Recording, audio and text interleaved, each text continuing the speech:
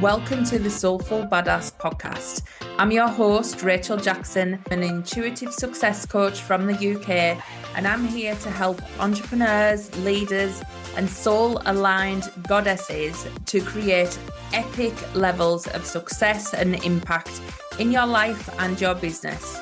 So if that sounds good to you, make sure you are tuning in every week for mindset talk, manifestation, magic, and incredible interviews with other soul-aligned entrepreneurs. So hit the subscribe button, and I'd love to invite you to come and join the Soulful Badass community. All the links are in the show notes. Please go and click them, and I'll see you in there.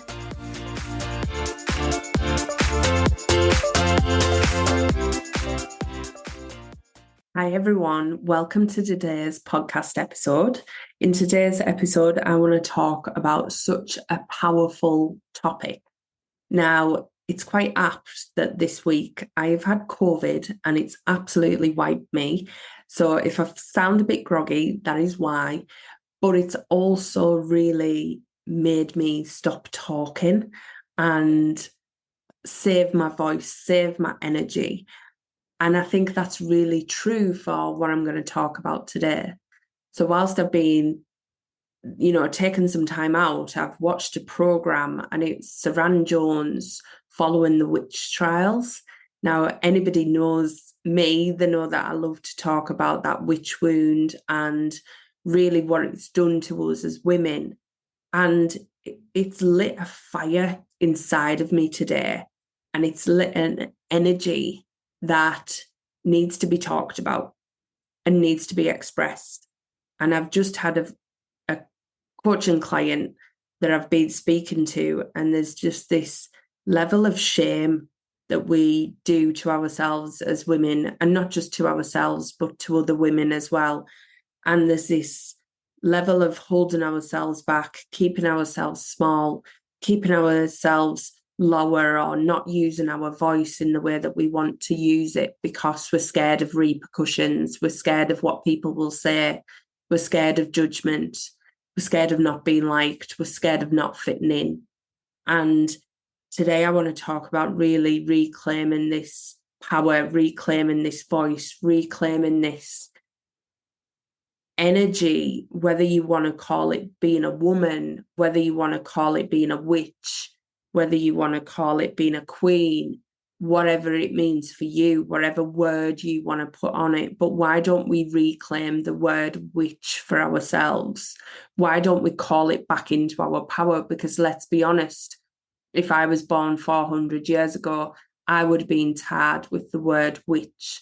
I might have been branded at the stake, and I probably was branded at the stake in my past lives because of the type of woman that I am. And let's explain that.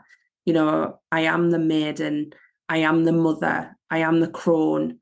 To some people, I've been that maiden, I've been that unmarried woman, I've been that energy of temptress, that energy of seduction, that energy of not belonging to a man. And then I've got divorced after being married, and I'm back to that energy of being unmarried, being unnamed, unlabeled. I don't belong to any man. I have that energy of maiden, which really would have shocked fear into the hearts of those men at that time.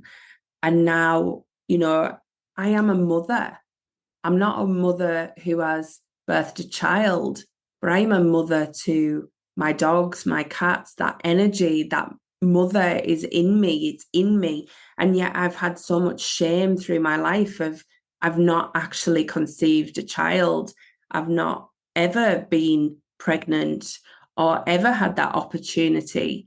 And it's made me think, is it something that's wrong with me? Is it something that I can't have? I've been surrounded by women who have been popping babies out like nothing else. And, for me, that energy has brought shame, but I am that mother. I am that energy. I have that inside of me. I'm also the crone. I'm 40 years old now, 41 now. Some people would look at me as if, oh, I'm so old. I know my nieces and nephews probably do. And people see you in different lights. older women would look at me and look at how young you are. But at the end of the day, you own that energy. You're going to be all of these stages at some point in time. And what we're taught to do as women is shame those elements of ourselves. Or we're not in our 20s anymore, or we've got crow's feet. Like we even get compared to, aging animals like crow's feet, like all of those things that make us feel like we're not good enough, make us feel like we've lost some sort of power or we've lost some sort of energy. When you go through your life and you're in that maiden phase, all you're told to do is get married, find a man. And yet when you're in that crone phase, it's like all you're told to do is look like you did when you were a maiden, when you were younger, when you were in that energy. And all of our life, we're just taught these stages of shame, these stages of guilt, and to not feel like we're good enough, depending on whatever stage we're at or wherever we're at. We're always taught that it's not enough, even though it's exactly what you used to be or exactly what, you had. And at that point, you were shamed into something else. So we've got to really start to reclaim this power back and reclaim that whatever stage we are at, wherever point we are at, whether you have been married, got divorced, had children, not had children, wanted to live a life on your terms, wanted to live a conventional life, whatever that means for you as a woman, just own whatever that means for you and allow that to be, as long as you are really living to your truth and your truth alone, rather than everybody else's truth and what they think is for you or what you should do. And this is a concept that I have struggled with for so long, especially being a spiritual entrepreneur. I think I'm quite out there, but there's a part of me that holds back massively. There's this witch wound within me that doesn't want to just be seen as a tarot reader, because if somebody sees me as a tarot reader, are they going to see me as an actual coach? Are they going to think I'm legitimate in what I do? And there's this energy of really trying to hide or play down a side of me that is ultimate power. I am a witch. I am connected. I can do divination. I can connect with energies that most people don't have this power to connect with. I can connect with past loved ones. I can use and manipulate the energies of this world to create the life that I want to live. And I help others master that energy too. And this is not something to play down. This is something to be so excited that I am that, and like I have that energy, I have that power, I have that witch inside of me that can create and master this energy, master these unseen forces. And yet I want to be seen as this legitimate coach, and yet I look at these legitimate coaches who use logic and reason and results based and all of these things. And I think, why am I playing down this magic that makes me so amazing to work with, so creative to work with, so powerful to work with? And yet I've played this part of me down where I've like tried to make it more masculine or tried to make it more suitable for everyone, rather than stepping into the power of what it brings me and actually seeing that, wow, I work with the unseen forces. I have the ability to do that. And I'm claiming that energy of, because of that, I am a witch. I am. And I own that. I am a witch, and that witch inside me is so damn powerful. And I'm at a point now where I can say that out loud and I can say that freely. And yes, it'll still be judged. And yes, there'll still be people with connotations of it. But why not claim back that word? Because let's be honest, who else here is a witch? Who else here is a witch? And let me run through some of the things that you would have been classed as being a witch for. Working with plants, working with that energy, being a strong woman, maybe going against what your husband's opinion was, going against what your husband wanted for you, that would have classed you as a witch. Being loud, being outspoken, being powerful in a room, putting your opinion above the men in that room, that would have classed you as being a witch. That would have classed you as thinking you had power. Being able to manipulate things, so using that power to manipulate things. Now, I've done that many of times. I've used my sexual energy to flirt, to influence, to get what I wanted in many occasions.